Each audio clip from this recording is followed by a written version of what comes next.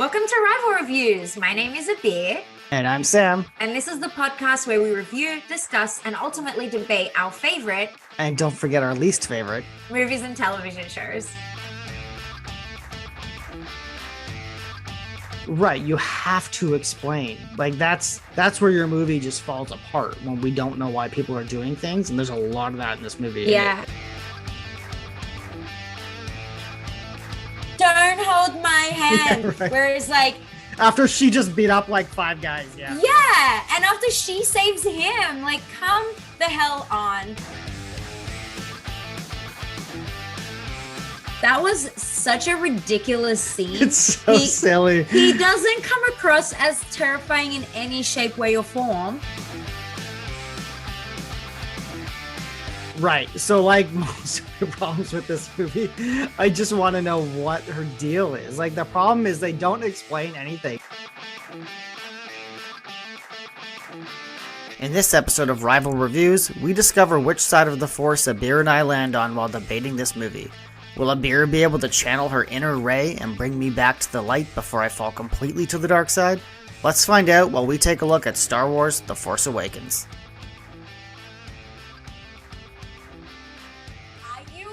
Excited for today's episode? Because I've been so excited to get to it. No. this one, I didn't really want to watch this movie in the first place, and then 20 minutes into it was a real struggle for me. See, that confuses me. I don't understand, because rewatching this, I'm like, I like this movie. I like it. It's fun. It sets you up possibly for a good next series or trilogy. I definitely was able to see some plot holes this time around that I didn't see the first time I watched it. And just as a note over here, I've only seen this movie once before, and it was at the theaters. I think I saw it multiple times at the theaters the first time, but I haven't seen it since it was released. So I see plot holes now, but I still enjoyed it. Yeah, there's definitely plot holes in this movie. I think we'll try our best not to go into the sequels, because it's a whole different animal with these movies in terms of how they change up, the direction of them in each movie. So we'll try and isolate it to this one. I know there'll be some references, but just so people understand, like, we're not going to reference the future, because I think that's not really fair for what this movie was trying to do. So I will give it that leeway. That being said, I think it was, I saw it a few times. I saw it in theaters as well. And I remember being like, not angry with it or anything, but just being like, all right, like, I see what they were going for. It didn't do much for me. If it felt like a movie playing it safe, and then, which I understood, because the prequels were kind of lukewarm with a lot of people when they came out. I know they're more beloved now, but they weren't when they came out. So I understand the direction they went, but I don't. On a rewatch, I hated it. I turned into hating the movie. Wow, hate is a strong word you use here. I think we should do the thing that we always do, which is let's go through it sequentially, I guess, and then give our honest take about what it was like. It'll definitely be an honest take for this one, that's for sure. Okay, so what I'm going to do is I'm going to go through the parts that I really loved. And if I miss something, I'm excited for you to tell me about it, or why you hated the part that I really loved. So it starts off with Luke. How did you find that beginning scene? So you mean like the opening credits or the text scroll? Yeah. That was a rough one for me. So that literally begins the start of the problems with this movie for me. I know it's the first frame of the movie, but the setting of it is a problem for me. So last we saw our heroes 30 years ago, they've blown up the Death Star. They've grown in different ways. They're war heroes at this point. They're heroes of the Republic and the galaxy. They're well known. Everyone loves them. The opening of this movie says Luke has vanished. That's fine. No real explanation why. I don't know if they mention it right away, or I know obviously over the course of the movie they mentioned that his Jedi Academy was destroyed by one of his pupils, and so he decides to just abandon everybody he ever cared about and leave the galaxy, I guess, to the hands of whoever did this. That was a problem for me. That didn't feel like, Why? because that nothing about Luke's character in the previous movies would suggest that's something he would do. I guess it does to a certain extent, though. Like he was just putting together a Jedi Academy and it was destroyed. People were killed, and everywhere he goes, death and despair follows. Why wouldn't he want to pull himself out of the situation? I know I would. Because Luke's entire character arc in the original movies is about redemption. It's about hope and redemption. It's about redeeming people who can be saved. And so I'm all for him doing a Jedi Academy. That's the movie I want to see, to be honest. So even if it gets destroyed in that movie, that's cool too. The problem is we don't get to see any of that. So our introduction to Luke is that he tried to do something, failed at it, and then he abandoned Han, Chewie, Leia, his nephew, the galaxy, R2D2, see everybody, and just like left. But he didn't abandon. And this is, I think, where my biggest problem with haters of The Force Awakens is.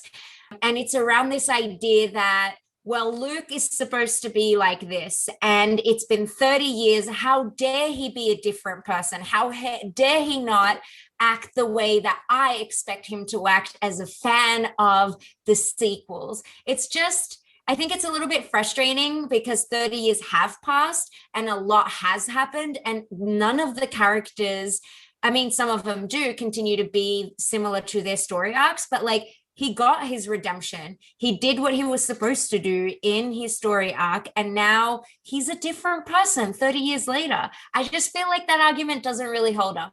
Yeah, see, I think that cheapens the argument, though. I think to say he can be different 30 years later is fine, but you can't expect me to buy that without showing me any part of that. Like you have to show, even if it's a 10-minute intro where we're seeing a montage of him building this academy and Kylo turning and something happening and killing, like that's awesome. That would be a great intro to this movie. Fair, but it still doesn't mean he can't be a different person. Like they gave you enough for you to be able to put it together. Maybe they didn't prioritize that part of the movie, but again, I don't think that this is not the Luke I know is a good enough reason to hate like Luke's story arc in this episode. Yeah, I think it is. We're gonna get fired up a little bit over this because I'm definitely gonna come down hard on this like idea that things are supposed to be the way they are. But this always pisses me off. Like this idea that things are black and white. I'm not the same person I was like 30 seconds ago, mainly because I can't remember what I said. You have a story about why that is, and if somebody met you 30 years later. Yeah, I'm not the same person I was 3 years ago. If my friends in Australia met me today, they would not know who I am. But they want to know why. Yeah, but it would not be consistent with who they thought I was. And I don't necessarily owe them a why. I actually don't owe anyone a why. So like... Well, this is a different argument though. This is a different argument. Yeah, it's a movie. I get that. It's fair that you wanted to see what happened between 0 and 30. But in saying that, I don't think it's fair to say that this is not the Luke that I know. Therefore, I do not like this story arc. Well, I think it is fair just because I don't like the story arc, period. So like if this was a new character, I know wouldn't hold much sense in terms of him vanishing. You wouldn't really care if this was a new person, but I don't think the arc was very good anyway. So if you take a character who we knew in a certain way and then just like, I don't really understand why he's in the movie or these 3 movies. Right. And I get it. We're not supposed to understand it just yet though, in this movie, I think. Well, that was achieved for sure. Yeah. And I don't think you're going to change my mind on this. And I don't think I'm going to change your mind on this. But I do have to say, like, I get it. I would have loved to see more about the Jedi Academy and how Kylo Ren turned against him. But I still like think it's very normal for someone to be completely different and to react very differently in the face of a different type of trauma that they've just encountered. So yeah, I don't think we're going to change each other's mind about this.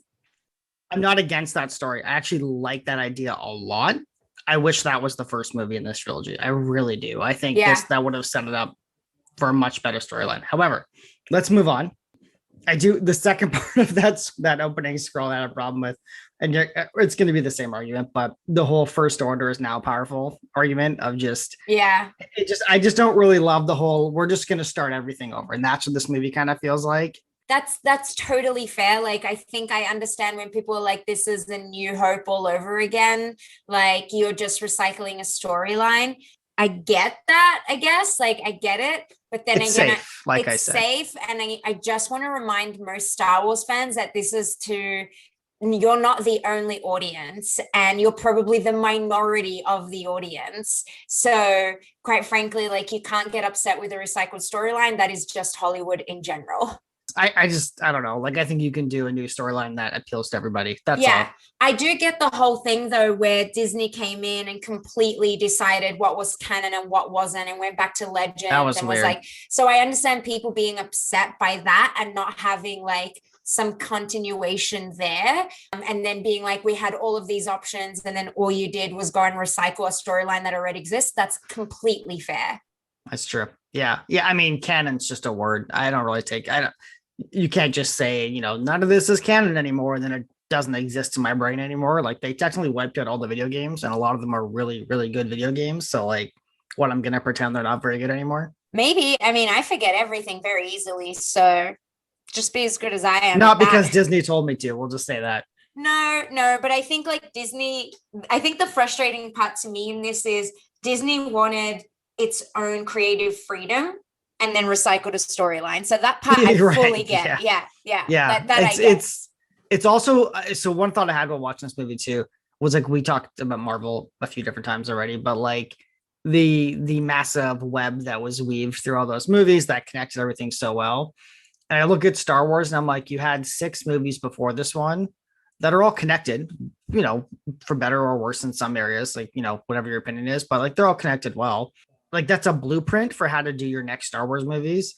So to wipe all that out and just kind of start over, like, just seems like a waste. This came up in another one of our reviews. I know you mentioned this, that the joy of Marvel is being in on it. Like, when something happens and you're like, oh, I get that reference and I see where that came from. And there's build up to this. Cool. What a great payoff.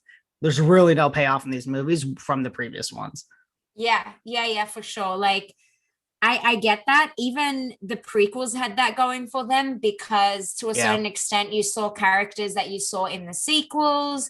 You knew who Darth Vader was, you knew Anakin, you know, you saw Tatooine. Like, there were all these things that you were able to relate between the two to a certain extent. So I can agree with that. I can see that for sure. All right. Well, I mean, we'll keep going. We're not even at the first scene yet. I mean, I guess we are now. Yeah. So talk to me about how you feel about the first scene. Okay, so we have Poe showing up to get a map from an old guy that we've never met before. And then Kylo shows up with his stormtroopers, I think is what they are in this still, right? Which is weird because they're not the Empire, but okay. But I mean, they're not the same type of stormtroopers where, like, you had the clones versus these guys.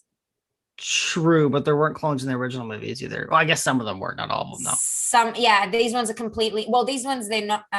Finn references himself as a stormtrooper at one point. That's what threw me off. Yeah, he calls himself a stormtrooper.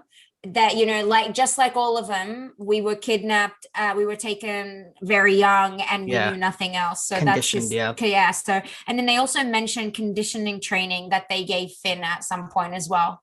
Reconditioning too for some of them. Yeah, we'll get to that. The scene is kind of cool. Like, I actually like the way they assault. Like, I like the ships coming down. I like the troopers coming off the ship and how aggressively they're attacking everybody. That's pretty cool.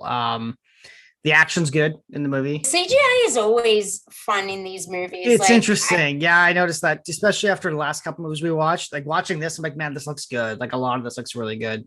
There was that scene at the end where Starkiller is imploding. That was so cool. The way they did that. I really, really love that representation. Yeah, I felt the same, honestly.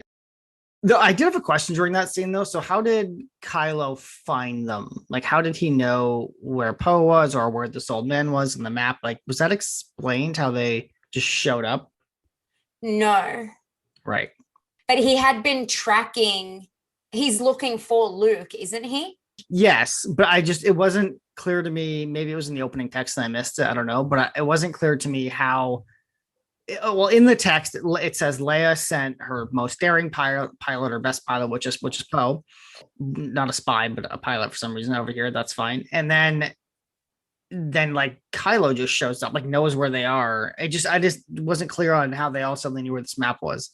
Yeah, I don't know. Maybe I missed it, but I just assumed that he was looking for the map and therefore followed Poe or had some sort of clues to get him to the same place as Poe. I guess it's fine, right? Like it moves the plot. It just thought it was weird that wasn't explained. That's all.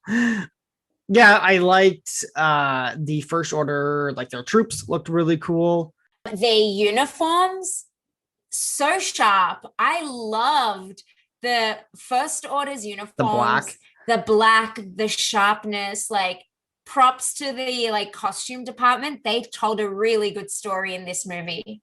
I really like, yeah, that's actually a good point. Like the design is the best part of this movie, but I like the shot. It's like the very first shot of the troops coming in on the carriers, like, and the lights are like going. That was very cool and dramatic. Yeah. I did have another question though. Mm-hmm. I have a couple in this scene. Is this Finn's first mission? Like this is the part I couldn't figure out. So his buddy dies. He kind of panics because it's his first mission. Okay. Yeah. So when he's telling Rey that he was a stormtrooper and that he was there for his first battle and saw all the killing and made a decision in that moment that he's not going to be a part of it. And that's that moment where him and Kylo lock eyes and Kylo sort of took stock of him in that moment. So that's a question I had too. So what is your interpretation on why Kylo does that? Like, why does he notice Finn? Well, I mean, my interpretation is essentially Kylo's walking back, sees all of the stormtroopers or his backup going for it, killing others, and then you've got this one dude just standing there. Like if I'm walking in that direction and see one person not doing anything, I would sort of like my attention may be on him. So that's what I assumed. He's the only one acting differently to the rest of the people who are dressed the same as him. I took it, and I'm going to make a slight reference to the next movie, just in terms of pointing out right now that the next movie takes very different narrative directions than I think this movie intended to. So I just want to point that out before I guess talk about stuff that didn't quite come to fruition in that movie. I took it as him recognizing him as Force sensitive in some way. Oh yeah. See, I totally assumed that, but I'm stopping that from popping up because but I think like the whole Force sensitive thing really hits home when does it hits home halfway through this movie. I've got a note about it. And that's when I'm just like, Finn is definitely like Force sensitive. And that's when you can look back and say, that's probably why Kylo stopped and saw him for sure. Okay, cool. Yeah. I wasn't sure if there were any more references in this movie. I know it comes back in the third movie. We'll go into all that at that point, but yeah. Okay, cool. Yeah. Why does Kylo kill the old man? That knows where the map is? Well, firstly, there's multiple people who want the map. Maybe he knows the contents of the map. He wants to eliminate him, not get him into the hands of the resistance so that they could get him. I'm obviously making this all up. I do not know. The other thing is, it's Kylo. He's trying to prove himself. And that's a whole plot point in this movie that I think they did really well. I made a note of it.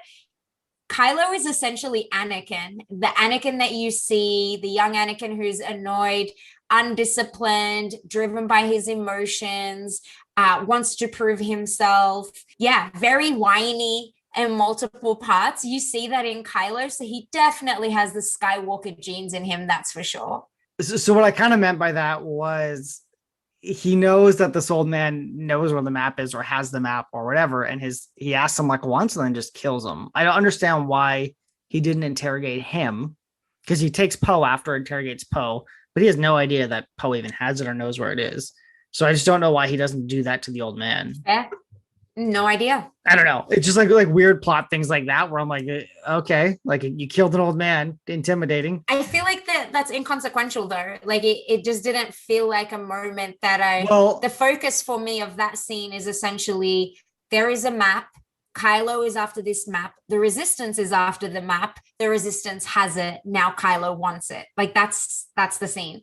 But this guy, I agree, except this guy knows where he's under the impression this guy is his ticket to finding the map next, like his next clue in this Yeah. So I don't understand that part. And also, these movies to me have a bit of a problem with, well, actually, a very big problem with their villains not being formidable compared Oh my to God. not even just Yeah. the original movies, Yeah. right? Yeah. And I Yeah. think, and I think, and I'll say it right now, I like Kylo. I actually think he's a good villain. I like the actor a lot. So like that's like a highlight of this movie for me. But like it's moments like that where I'm like, okay, that was a weird choice to kill your only lead for this map. Like that was odd. Your whole point for coming here, as far as we know. I fully agree with that. We'll also say maybe it's ego and he thinks he's going to be able to catch Poe or whoever else because he knows he needs to chase Poe. I don't know how, but he knows. Well, it's also funny too because clearly Kylo can read minds, but he chooses like not to interrogate Poe there on the planet, which would have saved him lots of time in finding the droid. But instead, he's like, "Yeah, we'll just take him over to the ship, then I'll interrogate him." Fair. I just, I know I'm like, nitpicking. you're I'm just nitpicking like, and we only have like an hour. There's a lot we got to get through. it's my whole thing is just the beginning of the movie. Like you kind of have to set this up in a way that's believable, and parts of it aren't. Next scene that I wanted to bring up was Rey. We finally get to meet Rey. How did you find that scene? I like the intro to Rey. I dig the scavenging aspect. Not a huge fan of another desert planet at this point. I just enough already. Like there's other climates you can make planets out of. But it was cool. I like Rey. She's kind of plucky. She's, I don't know, kind of cool. I like her optimism as the movie goes on. Like her kind of I like a lot about her. I don't so much like her plot, but I like her character, if that makes sense. And the actress is good too, Same. obviously. But the one part I thought was weird with that though was like that scavenger finds BB-8, and that's how like she finds BB-8, and like she just like takes it from him. And I'm like, aren't droids property in Star Wars? Like, how can she just take it from this guy that already found it? Yeah, I think one of the things I found weird was she understood BB-8. But at the same time, so did Anakin when he met R2D2. Like he understood him. So there is that. She also understands Chewie in this movie. Yeah, and that's weird because like no one understands Chewie other than Hans. But anyway, that's fine. Hans. So I liked Rey in this scene. I love her character. I think they did a great setup for her. She's definitely a great actress. I was like, oh, another planet. Like initially I thought it was Tatooine until like they actually said it was like Jakku. that was on purpose. And yeah, they had to. Otherwise everyone's gonna be like, And also like planet Earth's got a lot of climates. Choose something else. But desert works. I loved how she like was sliding down the dunes. I love the scavenging. I love that you were able to see that she wasn't living a great life, but was sticking around for some sort of weird hope. So I really like that. I also did make a note about BB-8 a couple times. One was just like she just took him from the scavenger, but maybe I'm okay with that one. The other one was she chose BB-8 over so many portions of food. It's like 60 meals or something. Yeah. And I was like, hold on, you are struggling on a day-to-day. You just met this droid. You have no idea. Which again, droids are property in Star Wars. That's the other weird. Like they are a tool. Yeah, they're a tool. And you decide to keep it and not have food. So that was weird to me. But then I kept going back to maybe she's force sensitive. Maybe it's like her gut telling her something. So show us that movie. Show us those things. I agree with you. I also think like there even could have been a throwaway line where she's like, oh, you could be useful. You could get into spaces I can't. Like that would have been really interesting too. Then there would have been a reason to keep it. It's not a big deal. That's a nitpick too. But it's just one of those things I think we both noticed. Yeah. And then very quickly after the Rey scene, we go into Poe and Kylo and then Finn helping Poe. How did you find that scene? Problematic for one reason, but otherwise enjoyable. Finn and Poe have like the best chemistry in this movie, although like Finn and Rey are pretty good too. Yeah. Finn and anybody really is just awesome in this movie, but all good. Like that's all fun. I thought it was odd that, Finn had his panic attack when he was, forced to be in that firefight at the beginning of the first battle. And then once him and Poe get into a TIE fighter, he immediately turns around and blows away like 50 stormtroopers, and he's like cheering about it and he's happy. And I'm like, weren't these guys your friends a minute ago that you were just like sad over? Yeah, but I guess he did leave because he didn't want to be the bad guy. He didn't want to kill. He didn't want the First Order to continue their path of like destruction. He's afraid of the First Order. So in those cases, I can see why he's okay with killing them. He's trying to survive. I love Finn as a character. He's the best part in all the movies, I think. 100%. And one of my notes is I love the setup they have for Finn in this movie. Yes, there's a lot of setup. You leave this film thinking that Finn is going to have one of the most incredible storylines, that we're going to see incredible character development. We're going to be surprised by what's going to happen with this. And he's just such a strong character. And John Boyega's like such a good actor. Oh, yeah. Like, it was so enjoyable every scene. Love that he was able to help Poe. Found it hilarious that he just wanted to get away from Jacqueline. Yes. And they were all going back in that direction. Which is funny, yeah. Yeah. Which is, again, great character arc for him, but yeah. Great character arc. But he was just wanting to survive. But really enjoyed every scene with Finn. And I remember leaving the theater the first time I watched it and I was like, I cannot wait to see what's going to happen with Finn. Yeah, again, I felt the movie played it pretty safe overall for like plot and tone and all that. But I thought, yeah, same thing. I remember like when I think of this movie, I think of Finn and Rey, but I mostly think of Finn. Yeah. And it's one of the reasons I can enjoy some of this movie, I find, is just his scenes are, he's just charismatic and he's great. He's a good character. Yeah, for sure. I also really like Poe. I think he's also a great character. Not gonna lie, I love the diversity in this film. I think we have really, really good actors and actresses. I have no complaints. I have one diversity problem with this movie. The lack of aliens in this sequel trilogy is abysmal. It is so I hate it. I hate that part. It's like your Star Wars. You have this massive universe of so many cool creatures and aliens from the original movies and even the prequels. Yes. And like they use none of it. It's like Chewie's there, great, but that's it. Humans are boring when there's 10 of them at all times on the screen, like talking between each other. Absolutely. One of the best parts of Star Wars is the crazy cool aliens you would come across. I think they really innovated with those in the sequels and the prequels. They did really good in the prequels with the aliens. We didn't get to see a lot of different aliens here. I think it would have been cool if there was an alien sort of side hero or something like that. And Chewie's already used. This is, again, I think, playing into that reused storyline. Yeah, like we've already met Chewie, the safety net. Yeah. And like, again, I will give him a pass for a safety net in the first movie of a trilogy. Yep. I wanted to see Chewie and Han and Leia. I don't love how they're all used, but I want to see them. Right. So, that's cool. That's a good idea. I think, the story needs some work, but the safety net makes sense in a lot of ways when you're starting a trilogy for a new fan base and your original fan base. So I like Poe. And then we have Finn crashing on Jakku and he thinks that Poe is dead, takes Poe's jacket. And I think something that made me laugh here, and I have a note for her, is like, damn, he found Rey very quickly, like too quickly.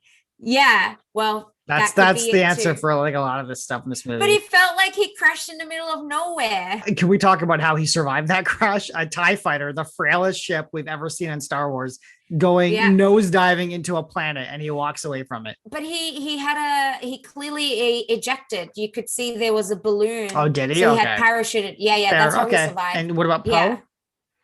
We don't know about Poe. Okay, so we can assume the same for Poe. Will be nice. Yeah, okay. So we think he just died. All right, that's fair. Yeah, and then when he meets Rey and BB-8 recognize him and they run after him. I found it funny, but also like unnecessary how every time he would hold her hand to get her to run because the First Order was behind her, she was like, don't hold my hand. I'm like, come on, dude, you're about to be killed. He's trying to help you. And in this moment, the thing that stands out to you is like, don't hold my hand. But yeah, don't like that part. I've heard that references, like, she's strong, doesn't need us help. And like, I think that kind of works for like the first time, but then after like 3 times, it's kind of annoying. Yeah. Is this a man writing a strong woman? Because that's what I imagine a man writing a strong woman would be like, don't hold my hand. Yeah, right. Whereas like after she just beat up like 5 guys. Yeah. And after she saves him, like, come the hell on. You've already established she's well capable of taking care of herself. She lives in the desert and scavenges for her life. Yeah. You don't need to say, don't hold my hand. I just thought it was bad writing. Like, it undermines her strength as an individual by having it. But then again, maybe some people enjoy that. they keep running, and what do they find? I like this part. I do. Although the TIE fighter, I guess it's it's not the Empire. It's the First Order who still can't hit anything. TIE fighters like missing ground targets is embarrassing, but oh my TIE God, fighters are chasing them. Typical. Yeah, they're shooting at them, totally missing. They're running. They're looking for a ship. Finn says, "What about that one?" Rey calls it a piece of junk. You don't really see the ship. The one they're running to gets destroyed. Then they turn to take the piece of junk, and it turns out to be the Falcon, which I thought was a great gag. I actually really liked that moment. I thought that was hilarious. Makes sense because it's not like 30 years later, it's going to be, top of the line sort of product. I could be wrong, but it never was. I was going to say in the original, I'm pretty sure it was an older model in the original. It was. Yeah, it was. But it's legendary because it did the Castle Ryan 12 parsecs. So definitely legendary. Yeah. So I like the scene where they find the Falcon. I am very curious as to how Rey can fly it. She says she's a pilot.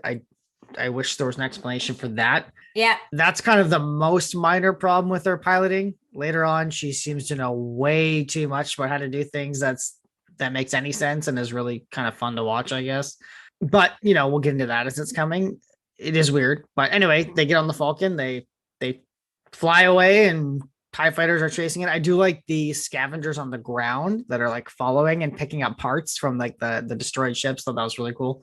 I sort of was able to excuse her ability to know about the technical part of the ship and how to repair and things like that, because I just thought as part of scavenging, she'd need to know what parts are important, what parts aren't. She's also had to look after herself for quite a while. The part I was confused about was how good of a pilot she was. Yeah, I thought that was ridiculous. Force. Yeah. So then again, maybe it's the Force. That's it's a Star Wars problem. And I don't know if writers intentionally do it or not, but I feel like because the Force exists, it's so easy to just be like, well, she's Force sensitive. So that's why it works. That's why she can do that thing, and it's just it kind of excuses people from writing some more detail around a character. Yeah, I think we sort of let it go. And I think all of us recognize it's the Force and just whatever. And I do think that they do rely on it being the Force to fill certain plot holes if they exist. And it works sometimes, others it doesn't. Yeah. But did find it weird that she was so good at flying. So the next thing I wanted to talk about was Harrison Ford's scene and him finding the Millennium Falcon. You're laughing. Tell me how you feel about this scene. I'm cringing. Like Han, I like Chewie, obviously. I'm okay with their introduction, sort of. There's a weird exchange, though, where Rey references Han or refers to him as a smuggler, and then Finn refers to him as a war hero. But that seems backwards to me. Finn's not Finn was just in the First Order. There's no way he would consider Han a war hero, and Rey's the one that knows the whole legend of Luke Skywalker and all that. So I don't understand why that's so backwards. Yeah. The only thing I could think about in that part was anyone against the First Order, anyone against not the First Order, the Empire? Republic, the Empire. Yeah, anyone against the Empire would come across as a hero to someone who's against the First Order. So I feel like maybe there's that continuation, but that's a stretch. It's the only thing I can think of. But in saying that, yeah, that part did stand out to me. The thing that also stood out to me, I was like, oh, he's still a smuggler. So that I thought was funny because we saw some growth in Han in the last episode. And then now he goes back to being himself, sort of. We don't know yet what he's been through and what could have driven him in that direction. Right. And I'm gonna have to just kind of go back a little bit to Luke, where I'm I'm okay with that. I'm fine with where they are, except I need an explanation and I need it to make some sense. And I know we do somewhat get an explanation of, Kylo is Han's son, and that gets revealed later. And, that's the reason we think that him and Leia aren't really together anymore. And he's gone back to his smuggling life. But I don't know. I just need that showing, I think, because I know he's not a good guy. He never really was. He just had good moments where he did the right thing. Yeah. So that's fine. But it's just abandoning his Leia and his son and all. It's just a little much. Yeah. Something that also stands out is this whole movie was a bit weird because you didn't know what they were trying to do. A lot of the story that they were referencing was supposed to be in flashbacks, or you'd assume would be in flashbacks. Yeah. So if it's right now and you want to flash back to things that have happened, it would have been nice to see that, but they alternated between talking about it. So where like Kylo would talk about some of his experiences, and there would be hints dropped here and there about like different experiences, and then some flashbacks in the form of like Rey seeing it with one of her flashbacks and one of her scenes about when she was a kid with the lightsaber. But I thought it was inconsistent in how they were telling the story, right, which was one of the reasons that the story wasn't told effectively. Yeah, you just gave me a really wild idea too. So we know, looking forward a little bit, that the second movie is done by a different director, and then J.J. Abrams comes back for the third movie to kind of finish his version of the story, and release the Snyder Cut. It makes me, I know this will never happen, but it makes me wonder what would happen if J.J. had a chance to go and do his middle movie, and then maybe repair the third movie, because there's definitely some structural problems there because of kind of the time constraint, but. Yeah, that's a good point. And I think one of the reasons when I first saw this movie, I was like, I didn't love it, I didn't hate it, and I was more like, all right, I'm gonna give this movie room. Like, this isn't exactly what I wanted to see, but I get so many choices and there's enough questions here that I want to know the answer to. So cool, let's see what happens next. And the problem is, what happens next just didn't work at all for what this movie was trying to do. So I agree with you. Yeah. I do think that individually, if you look at each character, Kylo, Finn, Poe, to a certain extent, Rey, they set them up really well in this movie. You had so much rope to go with, like you had so much to go with that. And I think part of my disappointment later on, not that I didn't enjoy the movies, like, I always enjoy a Star Wars movie, that always comes first. I just think I felt let down because they all had so much potential, and the only one that even came close to that potential was Kylo Ren. Yeah, that's a good. I mean, we won't go into the sequels, but yes, I agree. For this movie, I liked Kylo Ren. Poe is interesting because I like him. Oscar Isaac's obviously a great actor, so he's good in everything. I do know he was part of reshoots, I believe, right? Like I think he was supposed to die in the original script in that TIE fighter. Did you not know this? Yeah. I don't want him to die. I think he adds like a great piece of levity to the films. Right. So originally and I'm almost certain this is true, when they crash in the TIE fighter, like he dies there. Like, so that scene of him waking up, like those shots where Finn tells BB-8 he's dead, that legit is what was going to happen. Then test screenings happened and everyone liked Poe, and they're like, okay, well, let's reshoot this so he doesn't die. That's why he just shows up in an X-Wing later and has that one scene with Finn. That's really it. Yeah. Which is a good choice. I did wonder, like, how did he stay alive?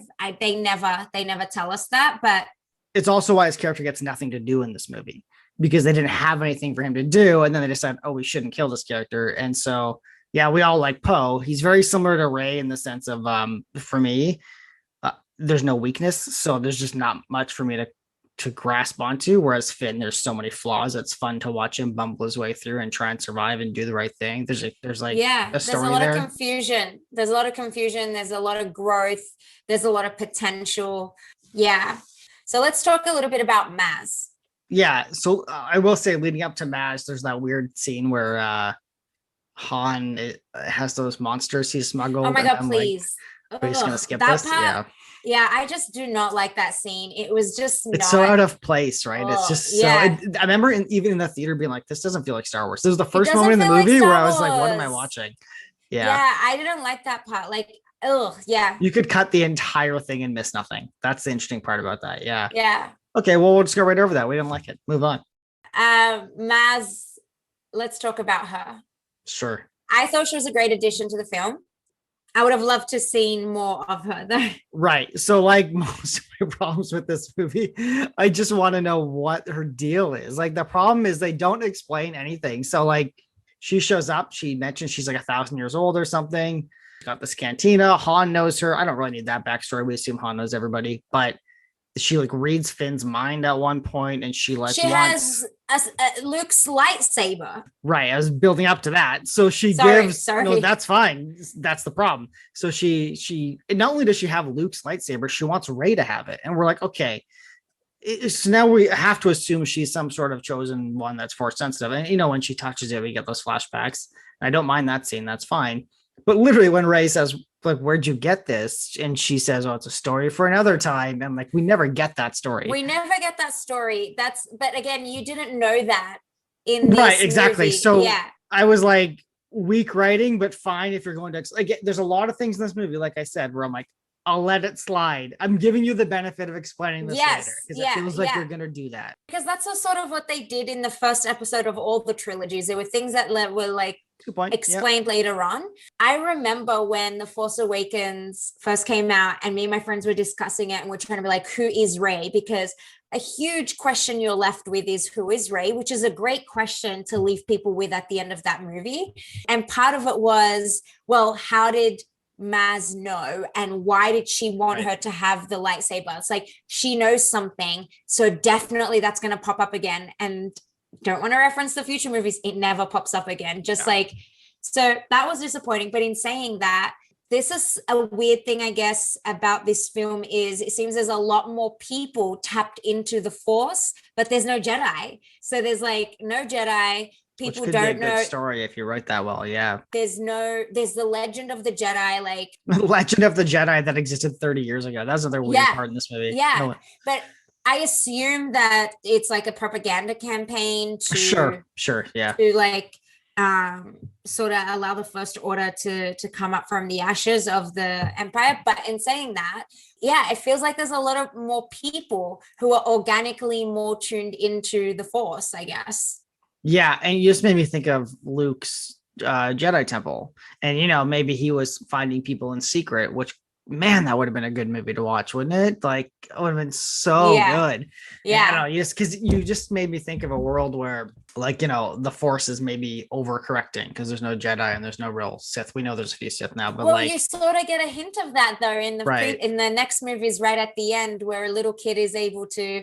I love that scene. It leaves you with hope. But in saying that, I thought that was a cool scene in the cantina. I thought it was leading up to something that was really awesome. I loved that Rey could sort of hear and was drawn to Luke's lightsaber. Also loved Finn's acting in that scene when he told her he was a stormtrooper. That's when he told her that, on his first battle, he knew he didn't want to do it. He talks about how frightening the First Order is and how they do not care.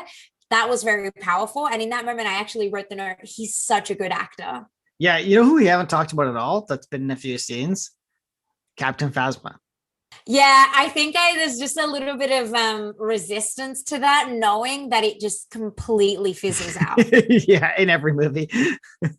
Because there was such hype about Phasma. There was such hype about Phasma. Tarth, and then just like everything else in episode 2, it fizzles out completely. Yeah, I mean, it kind of fizzles in this one too. I think there's more. Man, she was cool. Like, her armor was cool. Like, I love the idea of a captain of the stormtroopers, like, being a formidable enemy. I thought she would come back though. Well, she does in the second one. Yeah, but come back with the vengeance. Oh, for any reason other than to repeat the same fight from this movie? Yeah, I don't know. And then it ends so quickly. No, she doesn't fight in this one. Well, she gets thrown in the trash. That's her ending. That's fun. Where the writing belongs. She had a lot of, again, so much potential, so many characters. Again, safe movie, sets you up. I would have loved a movie that actually showed the history of, like you were saying, Kylo Ren at the Jedi Academy, why he turned on Luke.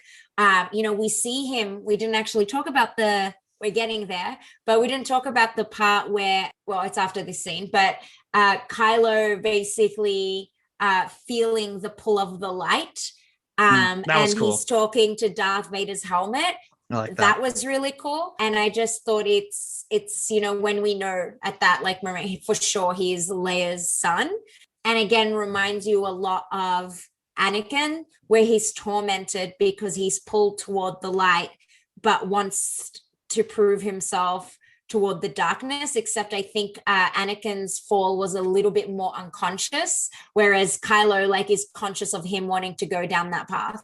Yeah, the difference is Anakin, we knew why. We could see why that was happening. Kylo, they try and kind of explain it in the next movies. It doesn't really, it's not much. It's very thin, but they just don't ever really explain like why that's important to him. Like, why does he want to be like, he's just like, I want to be evil now. So make sure I'm evil. Help me be evil. And it's like, all right. Well, we never see why. We never see why he doesn't like his dad. We don't see why he left his parents. You know, all we know is that Snoke wants him to kill his dad, and that's going to be a measure of how strong he is and committed to the cause he is. So I thought that was stupid, but that scene where he's talking to Vader's helmet was pretty awesome. And then obviously we start being followed by, that's when the Maz Cantina scene I think happens. And I have a note here, pretty great uniforms. And I think that's talking about the next part where Huxley is addressing all of the stormtroopers. That was such a ridiculous scene. It's so silly. He doesn't come across as terrifying in any shape, way, or form. And then I was like, great uniform, but the like Hitler-like. Not like, it's basically the same. Yeah, it's so on the nose. It's hard not to kind of cringe when you're watching it. And look, it's Star Wars. It's fine. You want to get the message across that they're evil fast. Go ahead and do that.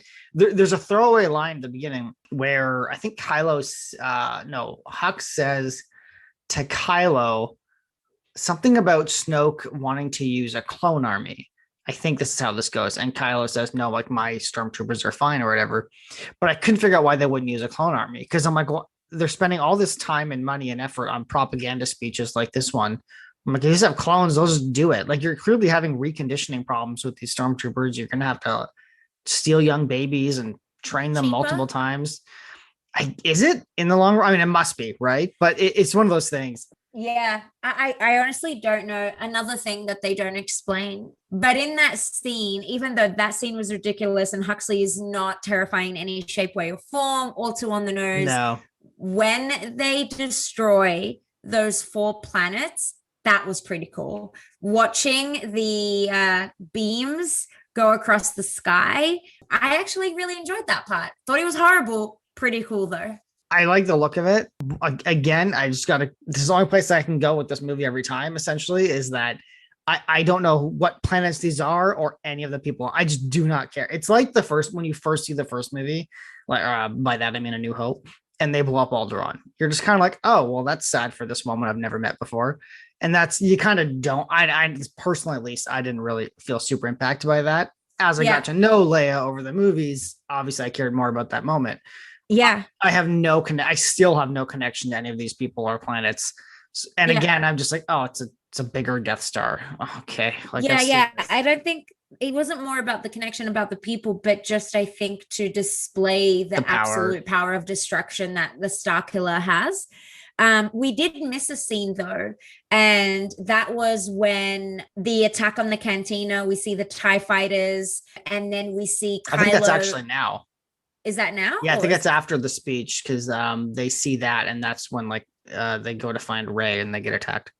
Right, and that's when Kylo. Oh, that's right. It's their first scene together, where Kylo and Rey finally are together in one scene. He very, very quickly overpowers her. I thought that scene was fine. That's when we see Finn fight the other stormtrooper with the really cool plasma sort of thingy-majiggy he's holding. I will point out for Kylo and Rey, so some stormtrooper runs up and tells Kylo, hey, like the resistance is coming now, so like we gotta leave, essentially. And that's when Kylo takes her to interrogate her, which further made me think of the beginning of the movie, why he didn't take the old man to interrogate him. I'm like, well, now I understand, like, you're doing it now. Like, I don't know, maybe he learned. He obviously, but that's because he saw when they were fighting that she knows, she's seen the map, you know, when BB-8 showed her at the map. So that's also one of the reasons that he takes her, because he no longer needs BB-8. He could just access the map through her memories if he overpowered her. Yeah, but I think it was more that, like, when he had Poe at the beginning, like, he could have read his mind right there, no problem. Yeah. Right? Yeah, fair. Anyway. Fair. I just think he's not I just don't think he's great at what he does. Like, you're seeing how young and not spontaneous, but just too impulsive of a character he is. It would have been great to see like Snoke like chastising him for some of these decisions. Yeah, That would have fed into his anger and his immaturity. That would I feel like Huxley got chastised more than right, for doing his job. Yeah. For doing his job. Yeah. So I did like that first scene. I thought it was really, this is where it starts bothering me very quickly. We've never seen anyone get a grasp of the Force the way that Rey did so quickly. She started resisting him. She started resisting Kylo, was able to start sensing how he's feeling, where he's totally afraid that he's not going to live up to the potential of his grandfather. Are you talking about the interrogation scene? Yeah, the interrogation scene. And then she like pushes back on him immediately. That was odd. Yeah. One thing I want to add right before I dive into the scene is just two things about the cantina attack scene. So one, I know you said that Stormtrooper's cool with like his rod weapon, which I don't disagree with, but why didn't they use Phasma here? Like, how great would that have been? Phasma gets to have a fight with Finn. It would make sense for Phasma to show up and be like, hey, you're the traitor. Like, that would have been a better use instead of a nameless Stormtrooper that we don't care about.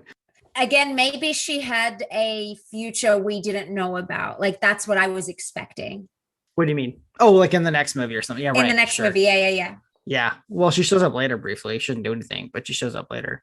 I did really like that shot of Poe in the X-Wing, like flying around, like that real like cool tracking shot with him like taking out like 7 guys. Yes, really cool. Absolutely. Every time I see an X-Wing, my heart rate goes. I wrote that down too. I was like, I'm always down for X-Wings showing up. Always down for X-Wings. Actually, I remember at the beginning when they introduced Rey to us, she was wearing a Rebel helmet. Yeah, she put on a Rebel helmet. I thought that was so cool. I love those little things that pay like respects to the previous series, just little nuggets, Easter eggs. We didn't even mention this, but her scavenging the AT-AT or that's really cool. The problem with being an Aussie is I don't say the T, so it just comes out as I have to say it. That's how I thought it was as a child, so it's burned into my brain, right? Yeah. Sorry, what we can go on to the interrogation. Yeah, so that's where the movie starts losing a little bit of credibility for me. Yeah. I mean, I don't mind that she's like somewhat resistant. There's probably a better way to do that scene. What I didn't like was, like you said, how powerful, how quickly she got. And then she's like mind controlling stormtroopers all of a sudden. And like, she's just got all these powers right away. Yeah. So I thought I didn't mind the interrogation scene. I expected Kylo to interrogate her.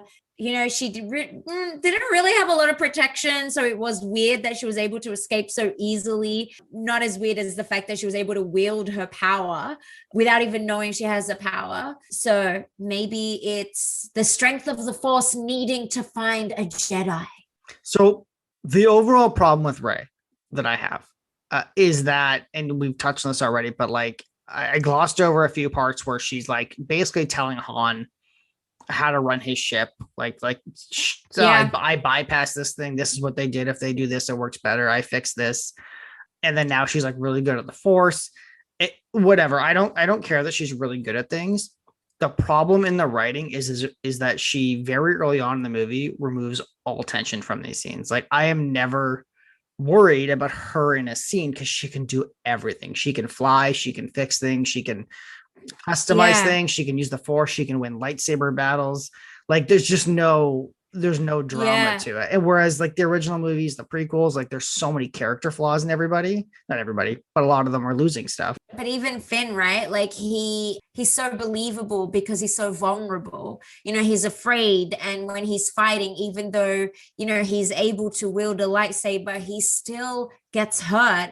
And then you see, you know, later on, Kylo really hurts him. Yes, for this movie. Yep.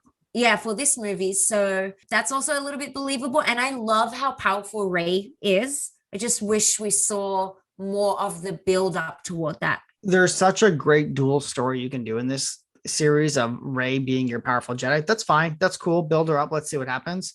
And then you just have, you know, Finn with his former stormtrooper. He may be somewhat Force sensitive. Great. But you can have a really good arc with him basically becoming the Han Solo / Leia of the Alliance. Yeah, the Leia. The problem, yeah, the Leia is probably the best way to put it. Yeah, Poe is fine, but he's not very interesting in the first movie in terms of an arc. He doesn't have one, really, or the second or third one, which is okay because he's supposed to be a background character in this movie. But the way he kind of gets away with it is that he's good at one thing. He's good at flying a ship and blowing up some. He's a pilot, yeah. Right. So it's like, all right, he's really good at that. That's fine. It's Star Wars. You need that guy. Yeah, you need somebody because or girl or alien, please, because that's awesome. We love spaceships, but yeah, that's the Rey problem. It's just like it's the absence of tension, that she brings her writing in this movie. Yeah, bad writing in a lot of different places. So now we know that Chewie, Han, Finn are all looking for Rey and they want to save Rey. And at the same time, the Resistance is looking at a way to destroy Starkiller.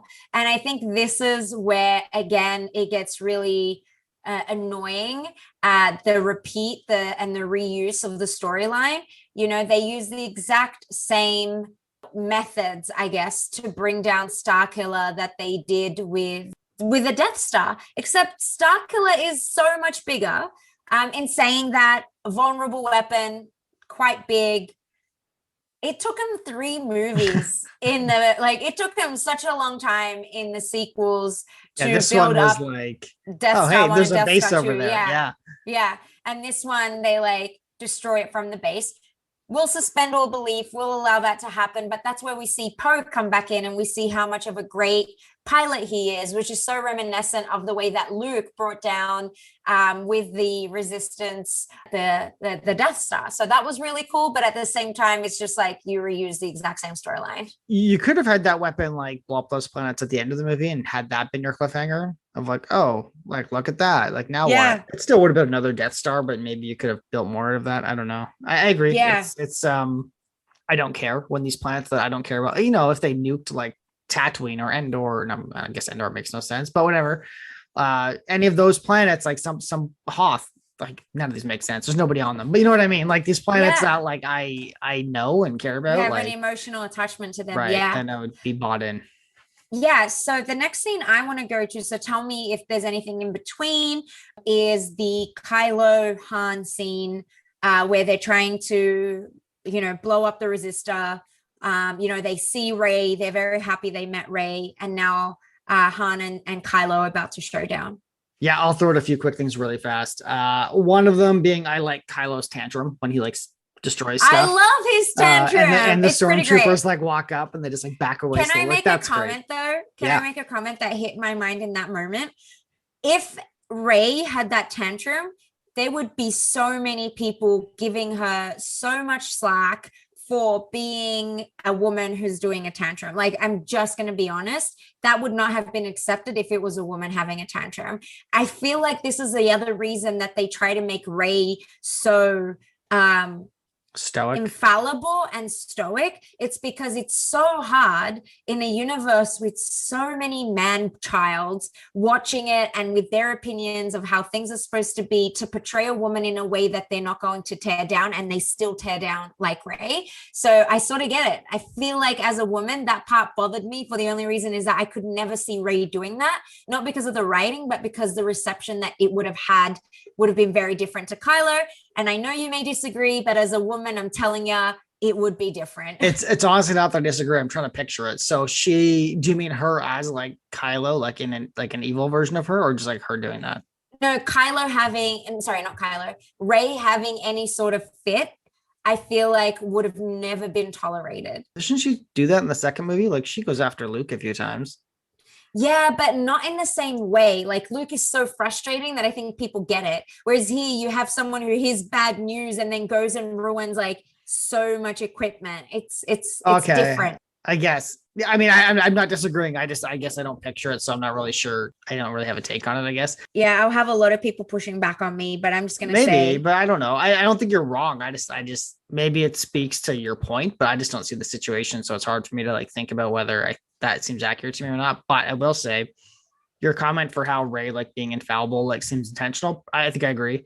I think also though, Leia in the original movies, she's not, I don't know if she's infallible, but does she have outbursts? Not really. I mean, I guess against Han, but who wouldn't? Yeah.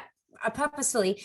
I just feel like women in a lot of movies don't get the same passes that men do.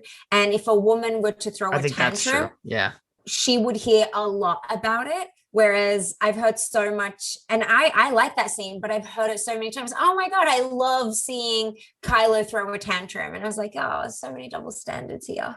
Well, I think for me, it's more I like seeing a villain that's not like Vader, that's not like the Emperor, that's not like people we've seen. Yes. I like seeing somebody. It's one of the reasons I like Kylo. He's super fallible. He's got flaws. He's so unrefined, relatable. the same way Finn is, which is why we both Yeah. like them.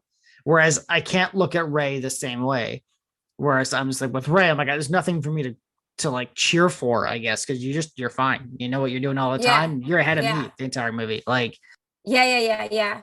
I mean, that's why Finn is my favorite character, and I'll keep saying that over and over again. Just a great character. So yeah, anything else you wanted to say? You said a couple things. The only other thing I was gonna say was like Phasma being taken prisoner, basically as a joke, and thrown in the garbage as a character was on the nose again. Garbage, yeah. That was not great. I already mentioned the severe lack of aliens, especially when they're in their ships. All the aliens get killed, the humans don't. I noticed that. That was fun. Han's death. I mean, do you want me? This is like probably my biggest pain point in the whole movie. Yeah, let's do it. This is the pain point for me too. I will preface this by saying I like when characters die in movies when it's written well. Boromir's death scene is one of my favorite moments in any movie. It's up there. I will never not watch that scene. Spoiler if you haven't seen Lord of the Rings. Yeah, well, and you should if you have not. But yeah, it's great. Like that's one of my favorites. And it feels like in this movie, Han's only purpose is to die. So we hate Kylo. I don't know why he's in this movie. Like he just shows up to essentially be a little bit of a father figure for Rey. That's fine. That kind of works. And then he's just there for Kylo to kill him. So we know Kylo's evil. I'm going to just make a reference to the third movie, how none of anything in the third movie makes sense because that payoff doesn't work there either. It's essentially erased in a way that's very cheap and not fulfilling. This is like amateur hour writing to me for him. It's just very... Yeah, it's not good. Adam Driver is the only thing about this scene that I like. He's very emotional. It's acted very well. Harrison Ford's fine. He's mostly here for a check. We know that, but he's fine. Yeah. He does his job. It just seems like an excuse for some sort of agenda that isn't even clear. You know what I mean? Like it seems like there was a point to having Han and these characters come back in these movies that never really works. So you're not even sure what they were trying to do. I don't disagree with any of that. I fully agree. First time we see Kylo and Han in the same shot, same scene together, he kills him. In such an obvious way, too. That's the other part. Such an obvious way. Really disappointing. I don't have much to say that you didn't say. I didn't like that scene. I wanted to see a little bit more. You don't know why. You don't know why he killed him other than Snoke sort of saying it's going to happen. And like you said, the whole thing that happens at the end of the third movie, or 3/4 through the third movie, just makes everything that happened in this scene pointless. Yeah, it doesn't work. And we mentioned this earlier, but like, we don't know why Kylo wants to be evil so bad. We don't understand this. And even when they get a little bit of time to explain that in further movies, it still doesn't hold very well. So not at all. Yeah. Him murdering his father, who we don't know what kind of father Han was. Even if he was like not a great father, I doubt he was horrible, but if he was not great, like, well, I don't think that would send someone on the path like that, especially with Leia as a mother who clearly cares. And Leia's like the best character. They never in the entire series effectively explain why Kylo didn't like his parents and what happened with his parents. Right. They never effectively explain to us how he could go so evil, or try to at least. I need to point this out again too. If your first movie was Luke building his academy, you get to see Kylo with Leia and Han, and you can even have Snoke starting, like you don't even see Snoke would be good, and he's just influencing him somehow.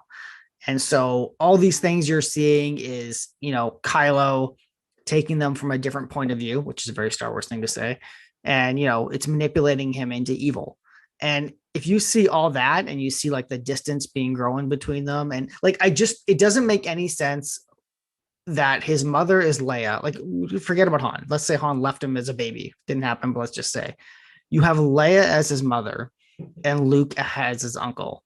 Like two of the greatest, most stoic, hopeful, optimistic, good people. You literally the two best people you could have in your life. Legit heroes. Right. You have to explain. Like that's where your movie just falls apart when we don't know why people are doing things. And there's a lot of that in this movie. Yeah. And that's what makes the Han Solo death feel so weak. And again, put all that in the first movie and have him die in the second movie. There you go. There's your Empire Strikes Back of these three movies, and you're bought into it and it makes sense. And now you have investment. And then risk though being told that you're remaking The Empire Strikes Back. But anyway. But you wouldn't have remade the first movie at least. Like that's true, yeah. Right? You would have made a better continuation. You will always have the naysayers of like you just. Yeah, I mean, I can only speak for what I want to see. Clearly, yeah. I just know I don't want to see that scene. I feel like there was so much in this movie that could have been stretched out to its own movie. Yes. They did not give credit where it was due, which is what happened in those 30 years. They could have done it effectively. It was inconsistent in its storytelling, and they don't think they spent enough time or energy in it. The only thing that can explain it is they were perhaps thinking they were going to do it further down the line, but with all the differences with the like producers, was it producers? Yeah. A lot of Disney problems. Yeah. A lot of Disney problems. I think maybe that changes it. So I'm willing to give him a pass, but in saying that, really disliked this scene, really didn't get it, didn't resonate with me, like didn't really make me feel anyway. If it was Leia that died, I would have definitely felt in a way very differently. So yeah, let's leave it at that. Can I point out one more thing real quick? Yeah. You just made me think of how great it would have been if Rey and Kylo were students of Luke, and Rey was naturally this gifted, and so he was getting jealous as a like. There you go. It writes itself. Yes. You're welcome, Disney. Yeah. You should have done that. Yeah. I mean, we all think we're better writers than Disney. Some of us are. It's the reason that we're all not writing movies. That's why we're commenting. Yeah. So let's move on to Rey and Kylo's fight and Finn's appearance in that. I actually like this scene. I like the fight. I love, he's still got it going. Like he goes for it. You know, he started off not wanting to be a part of this, running away, and then realizing that there's good that he can do for at least the foreseeable future and help Rey. There was definitely that connection with him and Rey. And he gets hurt, and you get upset that he gets hurt.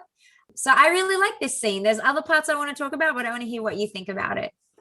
Yeah, so Finn and Kylo, I did like. My initial thought was, okay, how is anybody holding their own against him? But you know, there's two factors here. One, he's undisciplined. He's not well trained. We know that, or he probably is, but he loses that so fast in the moment. And then Chewbacca shot him with that huge crossbow gun, which actually, now that I think about it, had a really good setup earlier when Han uses it and talks about like how powerful it is and how much he likes it. So that's a good setup. So he's fighting wounded. You know, basically he can't use like half his body while he's fighting. So that was a really good setup for that scene. Yeah, I like that Finn gave it his all, still lost, you know, got slashed across the spine, which unfortunately has no, you know, repercussions in the next movie. Wish it did. That would have been some cool character growth, but whatever. For this movie, it works. And then, yeah, I think Rey shows up. Yeah, I think, you know, Rey shows up. I loved when Kylo is trying to get the lightsaber, says it belongs to him when he sees Luke's lightsaber. Thought that was really cool. Yeah, that's true. And then he tries to use the Force to pick it up. And immediately you're looking at the lightsaber and you can tell that it's not going toward him because there's another Force trying to bring in the direction. And I thought that was so cool that it was able to go back to her. Then they start fighting again. The only reason I thought they were even able to hold their own is, like you said, he's like actually really injured. Yeah. But my note here is mid-fight, remembers what Maz says and looks for the Force. And then he's able to seconds. Yeah. And then he's able to get back on her feet, do some fancy footwork and handwork, and then sort of like really injures Kylo. So thought that was a bit, you know, again, didn't like that part. Didn't like how they brought in the Force. There was just, the Force was played with very weirdly in this episode. Can I point out real quick too?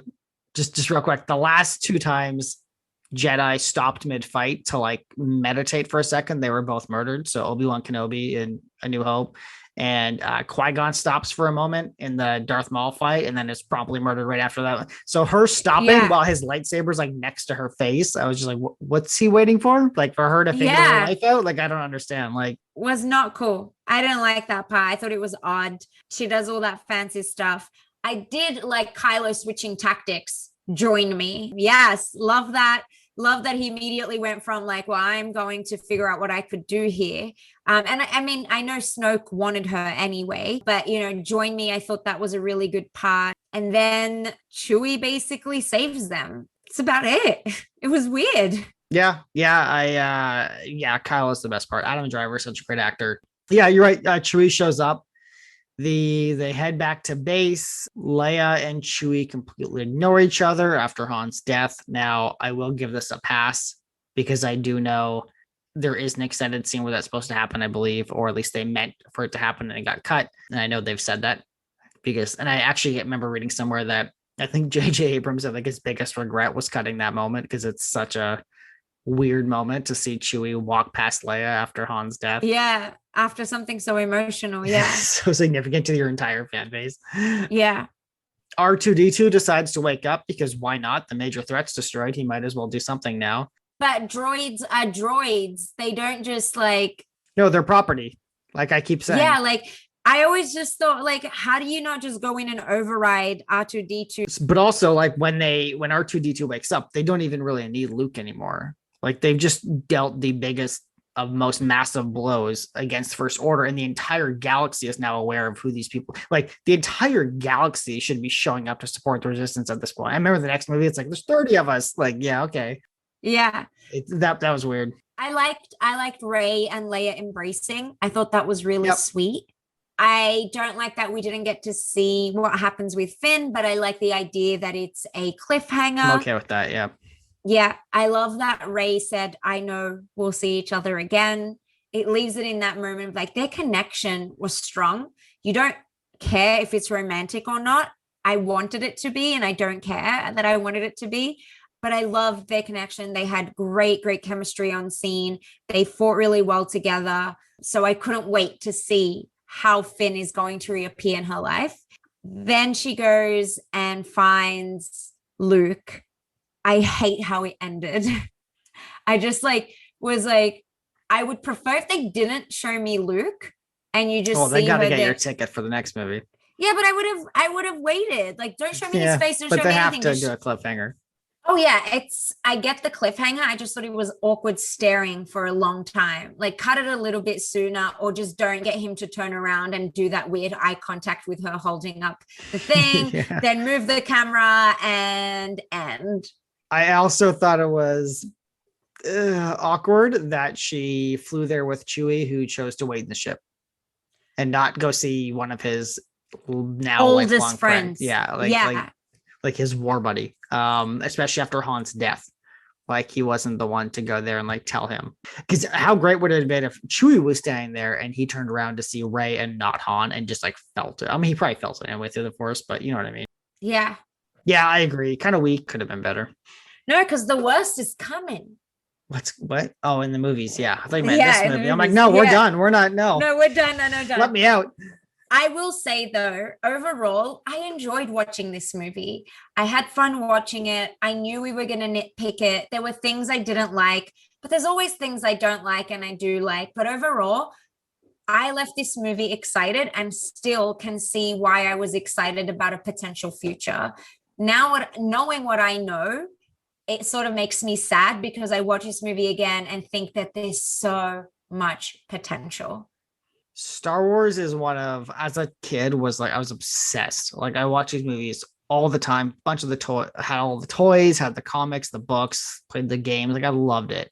And I still like Star Wars. This movie though, like all three of them, but this movie in particular, I was okay with some of it. Like I said, I'm fine to be like, all right, like I see why you did a Death Star. I see why you did a lot of beats from A New Hope. You want to play it safe.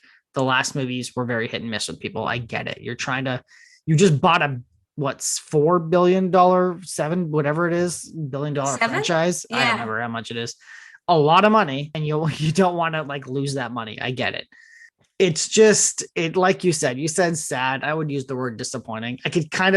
I was trying to give it the benefit of the doubt when I first saw it, but I think I knew. I was like, this is not going to be what I want it to be. I think Luke has that line of it's not going to end the way you think it's going to end. And that's kind of how I didn't expect the second movie, what it did. Like I could never have expected the path turning that happened in that one. But yeah, it's disappointing. And I unfortunately don't like it in the end. And a rewatch doesn't make it any better for me because all I see is wasted potential. I see characters that had great beginnings, like Finn. I like Rey. I was kind of hoping they would just tone her down at being like, give her a weakness in the second movie so we can see that, like her parents, like that's kind of one of her drivers, finding her parents. So that could have been good. We didn't get any of that really. So I just see a lot of, it would honestly be like going to watch like the first Captain America and having him show up like he is in Endgame, like that powerful. You just be like, all right, like there's not much. Or Iron Man's maybe a better example of that. That's fair. Yeah, I think that's fair. I will say though that standalone as a movie, I can't say I would be disappointed about the potential because the potential wasn't disappointing in this movie. It's the lack of playing out and the potential in the later on movies that makes this one even worse. That's a really interesting thought too. Like we know Star Wars are always written in trilogies unless they're very specifically called a spinoff, and we know they're coming that way. So it makes you wonder what this would have been like if they wrote it as a standalone with potential for a sequel. You know what I mean? Yeah. So that's it for this episode. I would still give it a 6 out of 10, to be quite frank. I feel like we've covered this already, but like favorite and worst part, I think we both have probably Han's death is the worst part. Worst part of the movie. Favorite parts would be definitely Finn in a couple of the fights. Love the fear he had for the First Order. I love the introduction of Rey. I thought that was cool.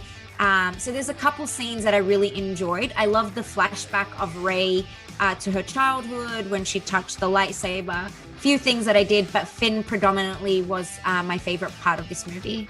Yeah, that's exactly what I have. I hated the Han scene the most, obviously, and then like the Finn scenes redeem this movie as I'm watching it. Yeah, just a lot of fun. So much fun. So, Abir, where can they find us? Where can they reach us? Where can we get their feedback and their comments? Yeah, if you want to send us some feedback, if you want to give us some suggestions, you can find us on Twitter at The Rival Reviews. That's with an S at the end. You can send us an email to rivalreviews2021@gmail.com. And so you can go to our Twitter and you can see our email contact there as well. Please keep it civil. We do have feelings, I do at least. Sam, debatable. Yeah, so we're launching on Spotify, Apple Podcasts, and Google Podcasts. Basically, anywhere you're listening right now is where you're going to find the next episodes. So definitely, follow, subscribe, whatever your platform asks you to do. If there's a notification button, make sure you're hitting that, and you will definitely be getting our next episodes as soon as we launch them. Thank you. Bye. Bye.